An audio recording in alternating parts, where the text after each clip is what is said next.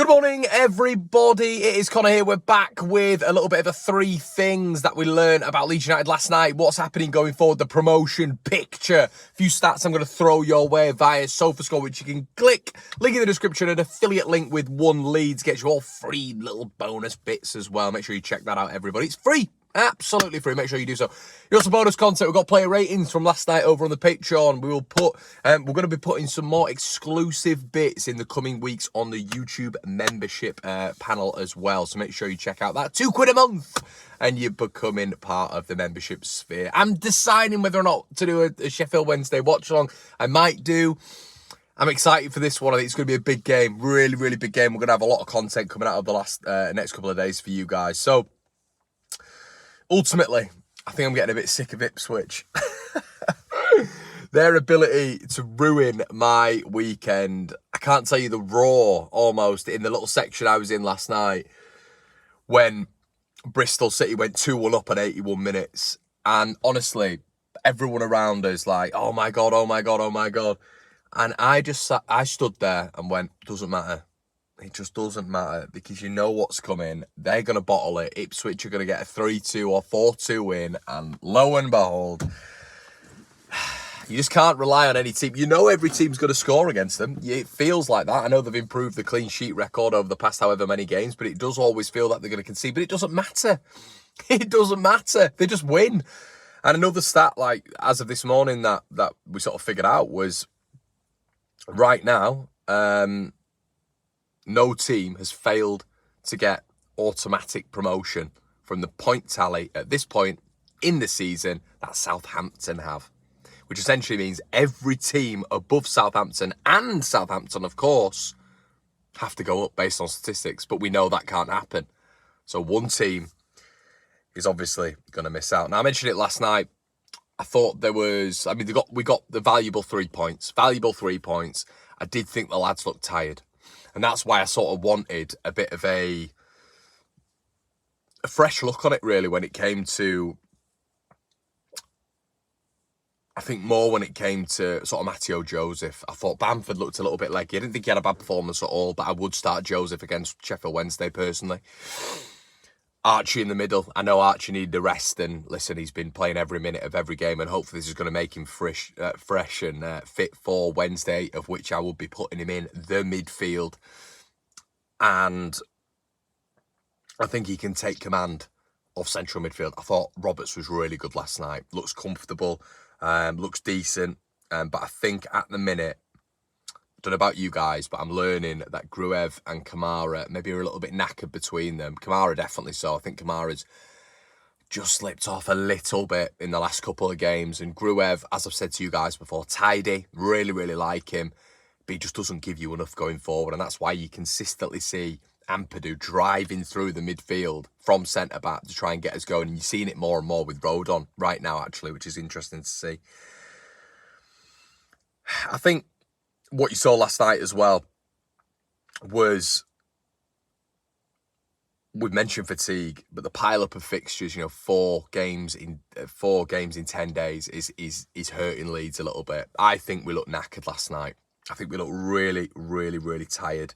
And I think that was pretty obvious. And the ones that I thought came in and did a job, I thought Dan James looked like a burst of energy.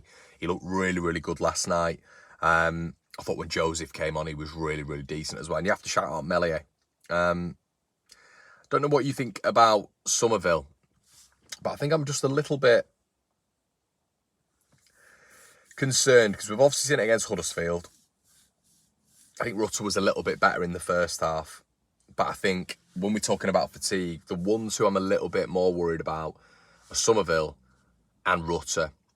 I think arguably in the last 3 games, they both look really, really fatigued, really tired, really leggy. And I think in particular, Somerville, you're seeing it really affect his game. And last night, again, really ineffective. Huddersfield, completely ineffective, really. Leicester came into it toward the end, but Chowdhury did a really good job on him, I thought, throughout the majority of the game and closed him down completely.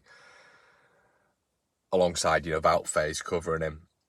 But the positives are, For me, the final matches Ipswich have, I think Ipswich are a huge problem. I mentioned last night, I think they're going up. I do. I can't see beyond them.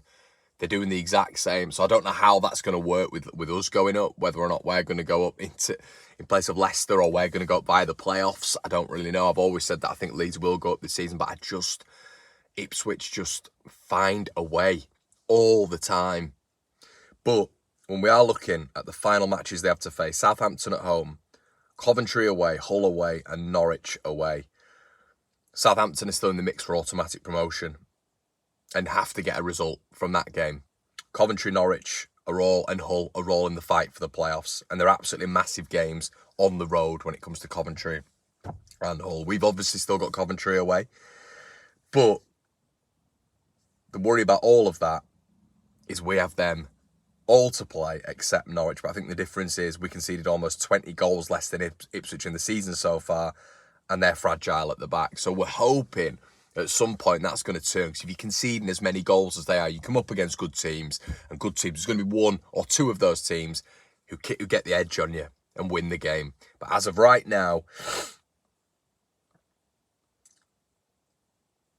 you've got to look at Ipswich and Leicester, and they could both lose on Saturday.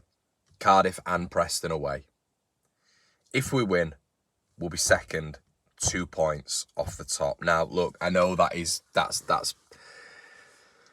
easy thinking right now, isn't it? But I do look at this Leeds team, and I do think they're fatigued a little bit. But it did remind me a little bit of Barnsley in the Bielsa season. That the 1-0 win where we just got it done, and they look leggy, they look knackered. Barnsley were the better team. I don't think Stoke were as good as Barnsley were that day, but Barnsley were in sort of the bottom 4, bottom 5, and I thought it was a really similar comparison there. But as I keep saying, we got the win. Analysis-wise, there's not that much to give. I did think I agreed with Farker when he said it was a basketball game, when he said it was the result of the season.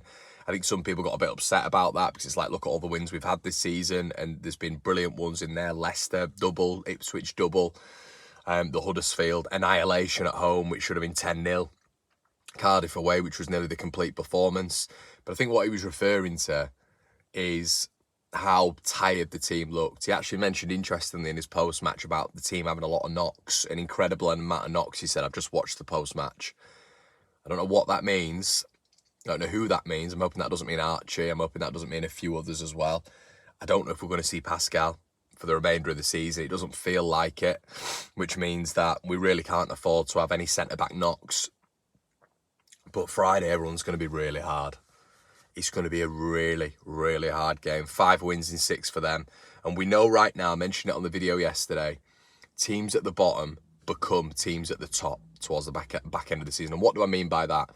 The form of some of the teams at the bottom of the championship, we see it every single year because they have to stay up, because their survival is on the line. Sometimes the club's prosperity is on the line because of how much money you lose and the horrendous nature of getting out of League One. Teams fight, they change managers, they change personnel, they put players in that have not been in, and they might not hit form, but sometimes it happens.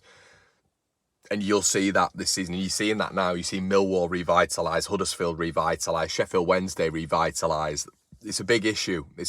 And down there now, you've got about, I think I looked last night, it's like 4 or 5 teams on 38 points, from like 19th to something like 14th. And then there's 2 points separating. Is it 13th to 19th? It's ridiculous. Or 4 points, I should say. So the margins are so tight. There's only one team that's out of it in Rotherham. So that competition is arguably more competitive than this automatic promotion race. So at this moment in time, Leeds are on double the amount of points as Sheffield Wednesday. Calibre, squad, they should not even be in the conversation. But if they make it into a dogfight, like Huddersfield did, if they're all there, they're all up for it, like Huddersfield were. They're on the back of a win, like Huddersfield were. Leeds have got to show all the quality, all the technical ability, all the calibre in the locker to get this one done. Heart, desire, fight has obviously got to be there, but they're going to make it into a battle, and we don't want to get drawn into it. You know, they're an abomination when we played them earlier on in the season, and they still got a draw against us. They're a lot better now. So this has to be a top Leeds side going there. It has to be a better performance than last night. has to be a better performance than Huddersfield. And overall, it has to be a better performance than Leicester. Not just sort of like the last 10, 15 minutes. It's a massive, massive game for Leeds on Friday night. We do not want to be going into the weekend dropping points. It needs to be 3 points. The pressure is on. That cooker is turned right the way up. But this is where Leeds United need to perform and show their automatic promotion credentials. Guys, it's been an absolute pleasure. Let me know what you think in the comment section below. What things did you learn from last night? Did anything impress you? Check out SofaScore. Check out the Patreon for additional podcasts and the YouTube membership sphere as well. Guys, all links in the description below. Make sure you comment. And as I say, really interested to hear your thoughts. I'll see you in a bit.